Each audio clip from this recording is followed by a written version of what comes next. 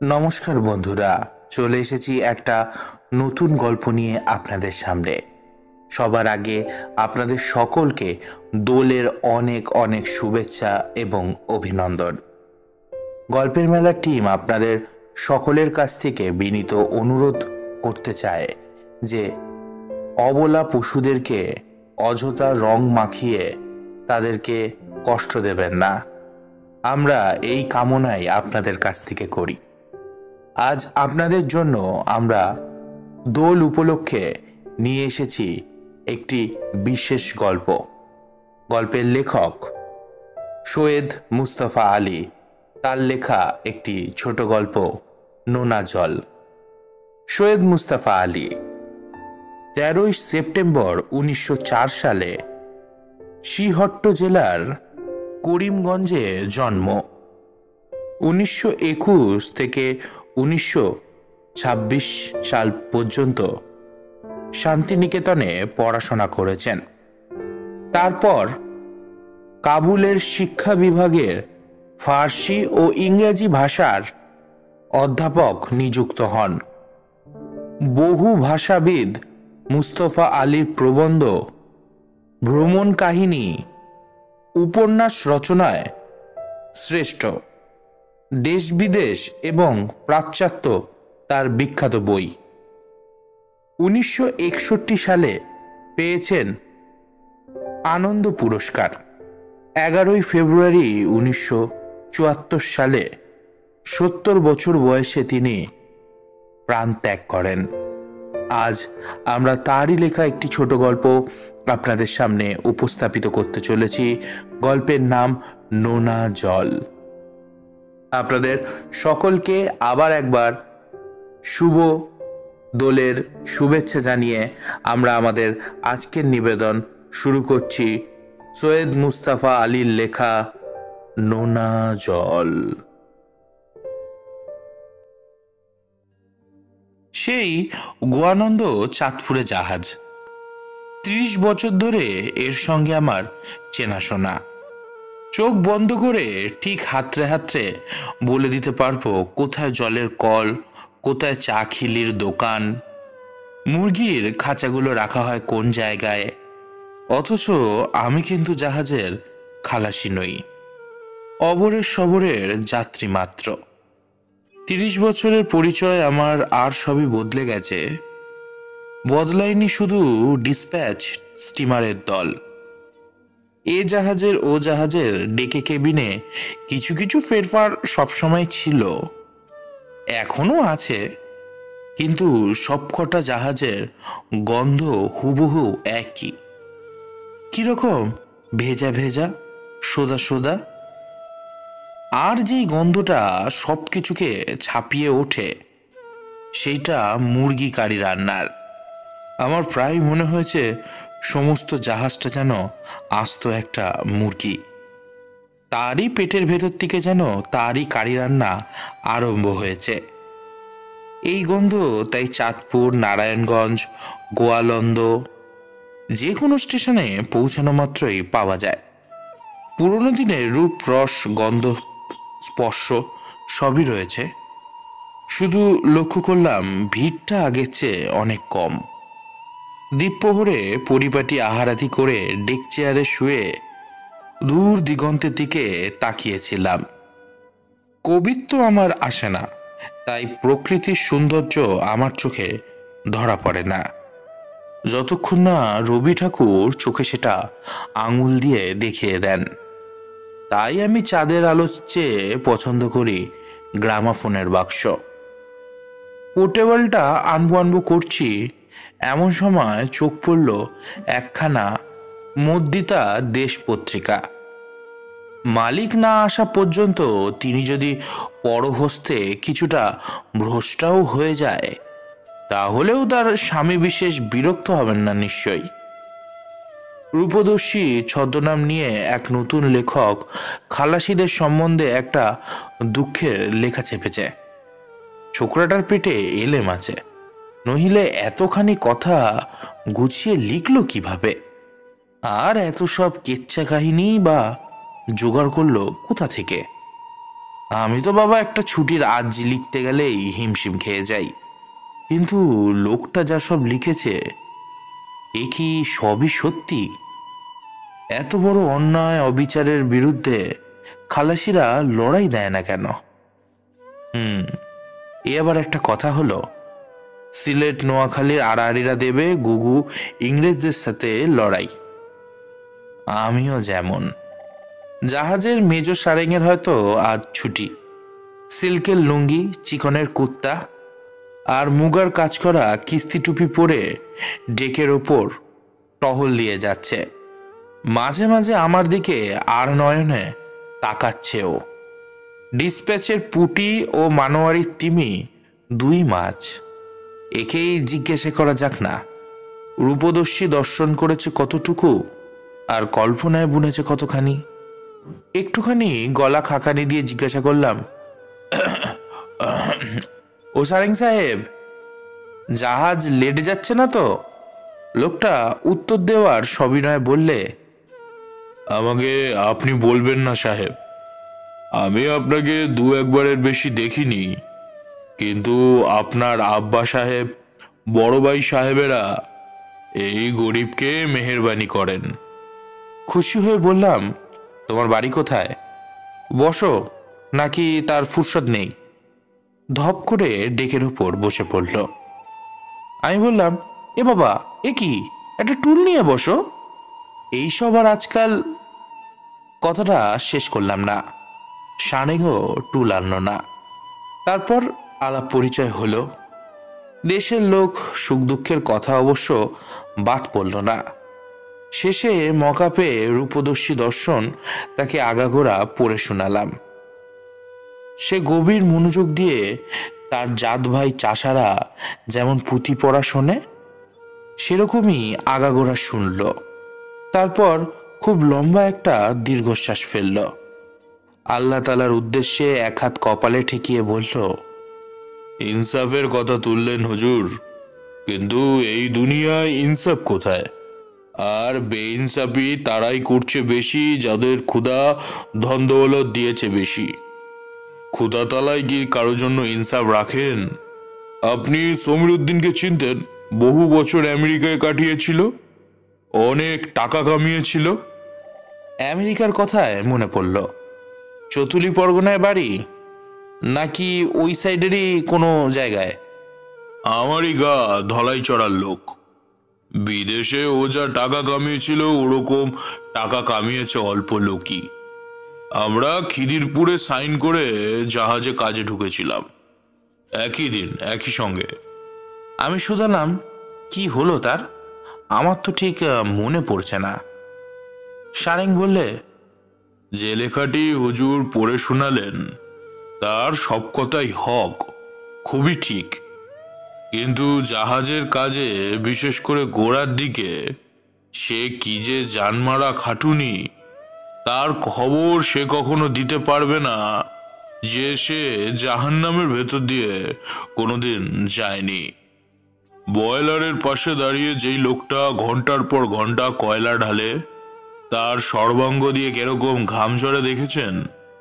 এই জাহাজে দুদিক খোলা, পদ্মার ঝোড়ো বাতাস খুব ভালো করে খেলে খুলে বেড়াতে পারে, এ তো বেশ তো। আর দড়িয়ার জাহাজে গর্বের নিচে যেখানে ইঞ্জিন ঘর, তার সব দিক বন্ধ, তাতে তো কখনো হাওয়া বাতাস ঢোকে না। সেই 10, 12, 14 হাজার টনের ডাঙর ডাঙর জাহাজের বয়লারের আকারটা কত বড় হয়, এবং সেই কারণে গরমটাও ভেতরে কতখানি, সেটা কি বাইরে থেকে কোনোদিন অনুমান করা যায়? খাল বিল নদীর খোলা হাওয়ার বাচ্চা আমরা। হঠাৎ একদিন দেখি সেই জাহান্নামের মাঝখানে কালো কালো বিরাট বিরাট সব কলকবজা, লোহা লস্কর এইসবের মুখোমুখি। পয়লা পয়লা কামে গেলে সবাই ভিড়মি খায়, তখন তাদের ওপরে টেনে জলের কলের নিচে শুয়ে দেওয়া হয়। হুশ ফিরলে মুঠো মুঠো নুন গেলানো হয়। গায়ের ঘাম দিয়ে সব নুন বেরিয়ে যায় বলে মানুষ আর তখন বাঁচতে পারে না। কিংবা দেখবেন কয়লা ঢেলে যাচ্ছে বয়লারে, ঠিক ঠিক হঠাৎ কথা নেই বার্তা নেই বেলচা বেলে ছুটে চলেছে সিঁড়ির পর সিঁড়ি বেয়ে, খোলা ডেক থেকে সমুদ্রে ঝাঁপিয়ে পড়বে বলে। অসহ্য গরমে মাথা বিগড়ে গেছে। জাহাজি বলিতে একে বলে এম্প। আমি শুধলাম, একেই কি ইংরাজিতে এমাক বলে? কিন্তু তখন তো মানুষ খুন করে। সারেং বলল, জি হ্যাঁ, তখন বাতা দিতে গেলে হাতের কাছে যা পায় সেই দিয়ে মানুষ খুন করতে আসে। তারপরে একটু থেমে আবার বলল, আমাদের সকলেরই দু একবার হয়েছে। তারপর সকলে মিলে জাপড়ে ধরে ঠান্ডা জলে চুবিয়ে রেখেছিল। শুধু সমীর উদ্দিন কখনো একবারের তরেও কাপতোর হয়নি। আপনি তাকে দেখেছেন সাহেব? বাং মাসের মতন শরীর, অথচ হাত দিয়ে টিপলে মনে হতো কচ্ছপের খোল। জাহাজের চীনা বাবুর্চির ওজন ছিল 3 মণের কাছাকাছি। তাকে সে থাবড়া মেরে বসিয়ে দিতে পারত। লাঠি খেলে খেলে তার হাতে জন্মেছিল বাঘের থাবার দাপট। কিন্তু সে যে কোনোদিন ভিড়মি খায়নি, এমক হয়নি। তার কারণ তার শরীরের জোর নয়, দিমাগের জোর। সে মন বেঁধেছিল যে করেই হোক পয়সা কামাবেই কামাবে। ভিড়মি খেলেও চলবে না, বিমারি পাকড়ানো মানা। কি বহুত তকলিফে যে জান পানি হয়ে কুলুম শহরে পৌঁছালাম। আমি শুধলাম, সেটা আবার কোথায়? বাংলায় যারে লঙ্কা কয়। ও, কলম্বো। জি, আমাদের উচ্চারণ তো আপনাদের মতন হয় না। আমরা বলি কুলুম শহর। সেখানে ডাঙায় বেড়াবার জন্য নামতে দিল বটে, কিন্তু যারা পয়লাবার জাহাজে বেরিয়েছে তাদের উপর কড়ার নজর রাখা হয়। পাছে জাহাজের অসহ্য কষ্টের ভয়ে পালিয়ে যায়। সমীরউদ্দিন বন্দরে নামলে না, বললে নামলেই তো বাজে খরচা। আর সে কথা ঠিকও বটে হুজুর। খালাসিরা কাঁচা পয়সা বন্দরে যা ওড়ায়, যে জীবনে কোনোদিন 5 টাকার নোট দেখেনি, আধুলির বেশি কামায়নি, তার হাতে 15টা টাকা, সে তখন কাগের বাচ্চা কেনে। আমরা পেট ভরে যা খুশি তাই খেলাম, বিশেষ করে শাকসবজি। জাহাজের খালাসিদের কপালে ও জিনিস খুব কম, নেই বললেও হয়। দেশে যার ছড়াছড়ি। তারপর কুলুম থেকে আদন বন্দর। আমার আর ইংরেজি এডেন বলার দরকার পড়ল না। তারপর লাল দরিয়া পেরিয়ে শ্বশুরখাড়ি। 2 দিকে ধুধু মরুভূমি, বালু আর বালু, মাঝখানে ছোট্ট একটা খাল।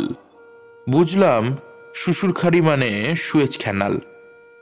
তারপর পুশুই, সেখানে খালের শেষ, বাড়িয়া বান্দার।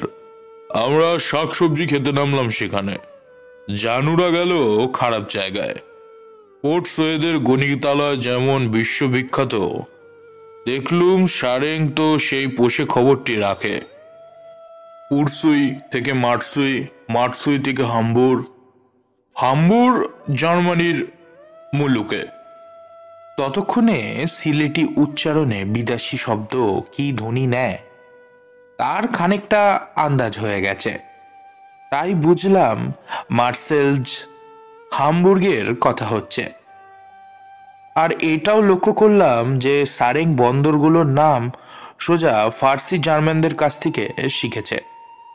তারা যেরকম উচ্চারণ করে, ইংরেজির বিকৃত উচ্চারণের মারফত নয়। সারেং বললে, হাম্বুরেতে সব মাল নেমে গেল। সেখান থেকে আবার সব মাল গাদায় করে আমরা দড়িয়া পাড়ি দিয়ে পৌঁছলাম নূপ বন্দরে, মিরকিন মুল্লুকে। নয়া ঝুনা কোনো খালাসিকেই নূপ বন্দরে নামতে দেয় না, বড্ড কড়াকড়ি সেখানে। আর হবেই না কেন, মিরকিন মুল্লুক সোনার দেশ। আমাদের মতন চাষাভুষাও সেখানে 500-700 টাকা মাসে কামাতে পারে। আমাদের চেয়েও কালা, একদম মেশকাল আদমিও ওখানে আমাদের চেয়ে বেশি কামায়। খালাসিদের নামতে দিলে তারা সবকটা ভেগে গিয়ে তামাম মুল্লুকে ছড়িয়ে পড়ে প্রাণ ভরে টাকা কামাবে। তাতে নাকি মিরকিন মজুদদের জবব লোকসান হয়। তাই আমরা হয়ে রইলাম জাহাজে বন্দী।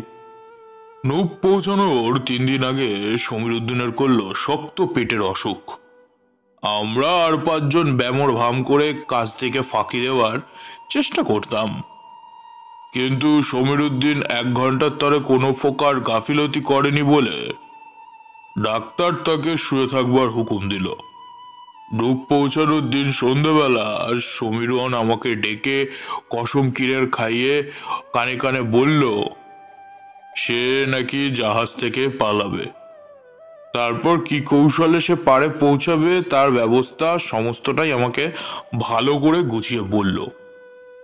বিশ্বাস করবেন না সাহেব, কি সুন্দর নিখুঁত ব্যবস্থা সে ভেবে ভেবে বার করেছিল। কলকাতার চোরাবাজার থেকে কিনে এনেছিল খাসা একটা নীল রঙের স্যুট, শার্ট, টাই কলার, জুতা, মোজা। আমাকে ওকে সাহায্য করতে হলো শুধু একটা পেতলের ডেচকি জোগাড় করে দেওয়ার জন্য। সন্ধ্যের অন্ধকারে সমীর উদ্দিন সাঁতারের জাঙ্গিয়া পরে নামলো জাহাজের উল্টো ধারে, খোলা সমুদ্রের দিকে। ডেচকির ভেতর তার জুতো, মুজো আর একখানা তোয়ালে। বুক দিয়ে ডেচকিটা ঠেলে ঠেলে বেশ খানিকটা চক্কর দিয়ে 1/2 মাইল দূরে গিয়ে উঠবে ডাঙায়। পাড়ে উঠে তোয়ালা দিয়ে গা মুছে জাঙ্গিয়া ডেচকি জলে ডুবিয়ে দিয়ে শীষ দিতে দিতে চলে যাবে শহরের ভেতর। সেখানে আমাদেরই এক সিলেটি ভাইকে খবর দিয়ে রেখেছিল হাম্বুর থেকে। পুলিশের খোঁজাখুঁজি শেষ না হওয়া পর্যন্ত সে কয়েকদিন ওখানে গা ডাকা দিয়ে থাকবে। তারপর দাড়ি গোপ কামিয়ে চলে যাবে নূপ থেকে বহু দূরে, যেখানে সিলেটিরা কাঁচা পয়সা কামায়। পালিয়ে ডাঙায় উঠতে পুলিশের হাতে ধরা পড়ার যে ভয় ছিল না তা নয়, কিন্তু একবার স্যুটটা পরে রাস্তায় নামতে বললে পুলিশ দেখে ভাববে সে নূপ বাসিন্দা, সমুদ্র পাড়ে এসেছিল হাওয়া খেতে। প্লেনটা ঠিক উতরে গেল সাহেব। সমীর উদ্দিনের জন্য খোঁজ খোঁজ রব উঠল পরের দিন দুপুরবেলা। ততক্ষণে চিড়িয়া যে শুধু উড় গেয়া তা নয়, পুরো বনের ভেতরে উধাও, একদম না পাত্তা।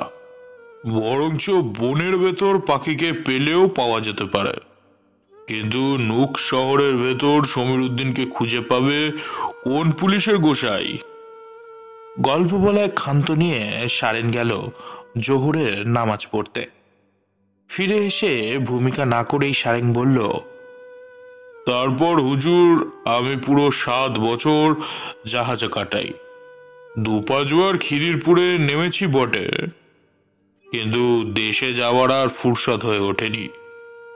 আর কি বা হতো গিয়ে, বাপ মা মরে গেছে, বউ বিবিও তখন ছিল না।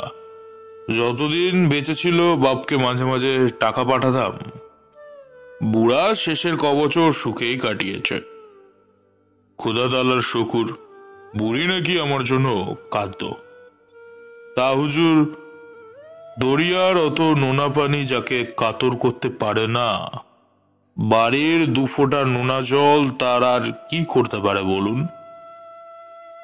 বলল বটে হক কথা, তবু সারেংয়ের চোখে 2 ফোঁটা নোনা জল দেখা দিল।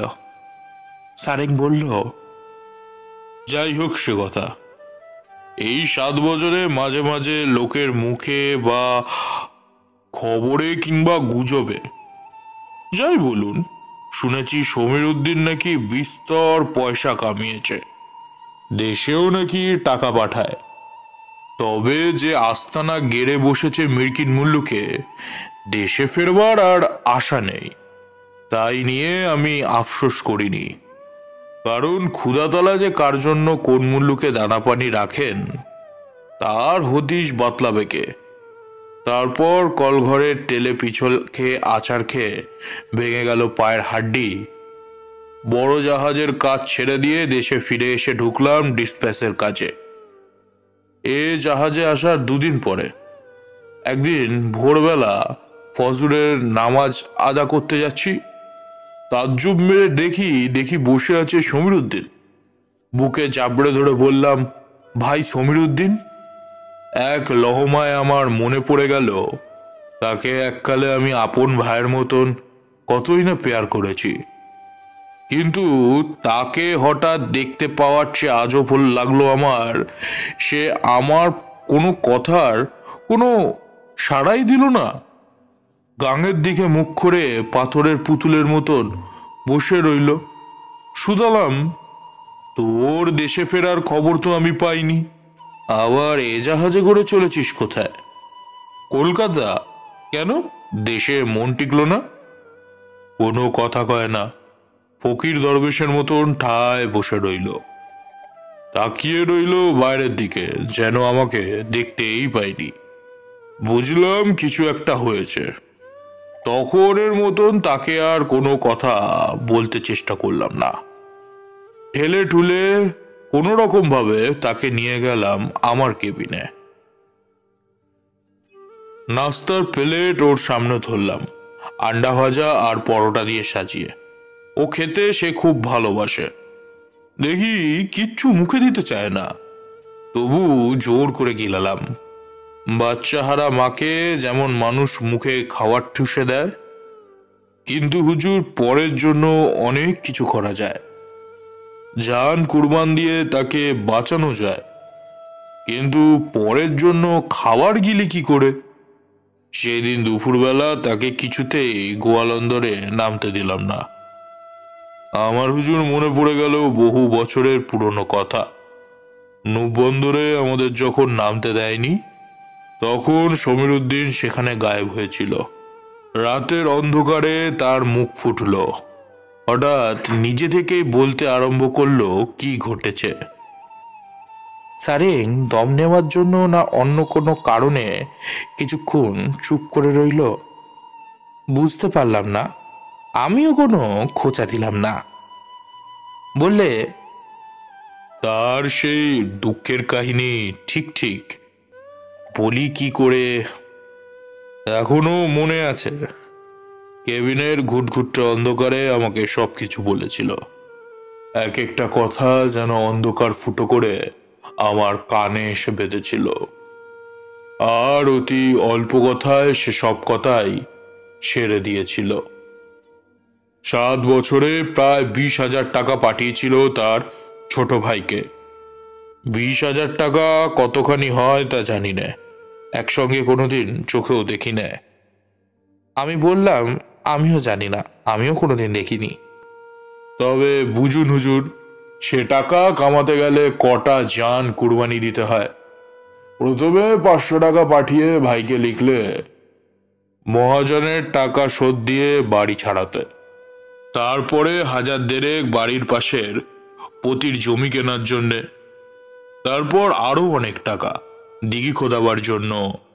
বহু টাকা শহরে ঢকে পাকা চুনকাম করার জন্য, দেওয়ালওয়ালা টাইলের বড় 3টে ঘরের জন্য, ধানের জমি, বলদ গাই, গোয়াল ঘর, মড়াই, বাড়ির পেছনে মেয়েদের পুকুর, এইসবের জন্য।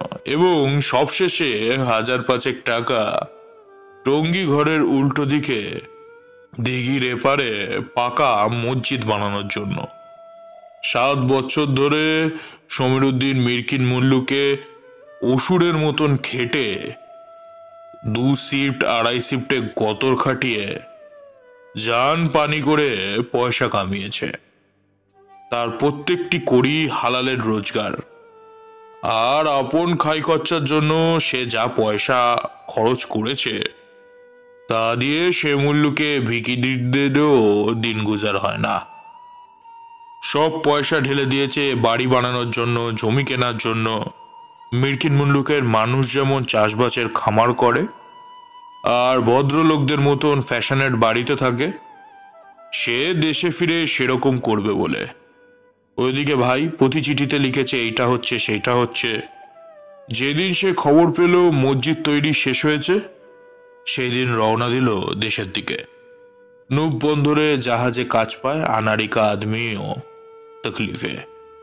তারপর সমীরুদ্দিন হরেক রকম কাজ করে কলকবজার কাজ এমন ভালো শিখে গেছে, তারই সার্টিফিকেটের জোরে জাহাজে আরামের চাকরি করে ফিরল খিদিরপুর। সন্ধ্যের সময় জাহাজ থেকে নেমে সোজা চলে গেল শিয়ালদা। সেখানে প্ল্যাটফর্মে রাত কাটিয়ে পরের দিন চাটগা মেল ধরে শ্রীমঙ্গল স্টেশনে পৌঁছালো রাত ৩টা। সেখান থেকে হেঁটে রওনা দিল ধলাইছড়ার দিকে। ৮ মাইল রাস্তা, ৮ মাইল রাস্তা, ভোর হতে না হতেই পৌঁছে যাবে বাড়ির দিকে। রাস্তা থেকেই পুয়াটাক মাইল ধানক্ষেত, তারপরেই ধলাইছড়া গ্রাম। আলের উপর দিয়ে গ্রামে পৌঁছাতে হয়। বিহানের আলো ফুটবার সঙ্গে সঙ্গে সমীরুদ্দিন পৌঁছালো ধানক্ষেতের মাঝখানে।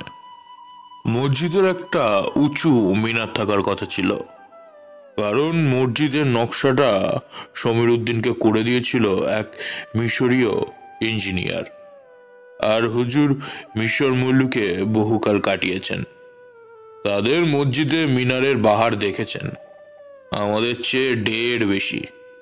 কত দূর দরাজ থেকে সে মিনার দেখা যায় সে আপনিও জানেন, আমিও জানি, আর সমীরুদ্দিনও জানে।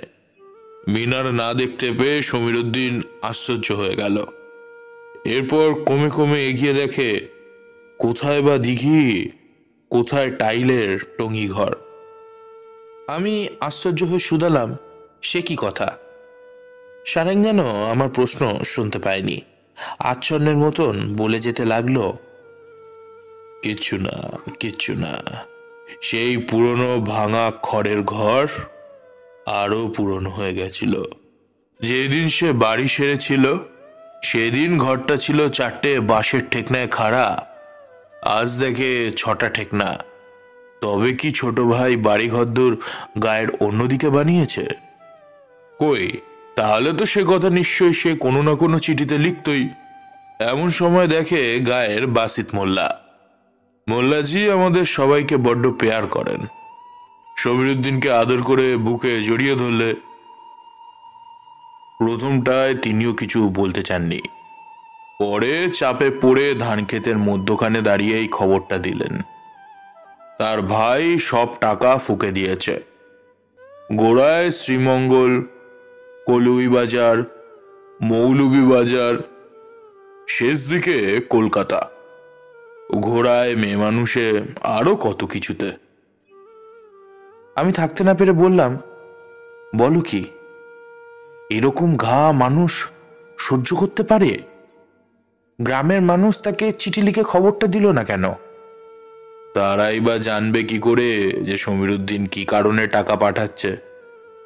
ওর ভাই ওদের বলেছে বড় ভাই বিদেশে লাখ লাখ টাকা কামায়, আমাকে ফুর্তি ফার্তির জন্য তারই কিছুটা পাঠায়। চিঠিও সে কাউকে দিয়ে পড়ায়নি। সমীরুদ্দিনও আমারই মতন লিখতে পড়তে জানে না, কিন্তু হারামজাদা ভাইটাকে পাঠশালায় পাঠিয়ে লেখাপড়া শিখিয়েছিল। তবু মোল্লাজি আরো গায়ের 5জন এত টাকা পয়সা উড়াতে দেখে তাকে বাড়িঘর দূর কিনতে, জমি খামার বাদ দিয়ে উপদেশ দিয়েছিল।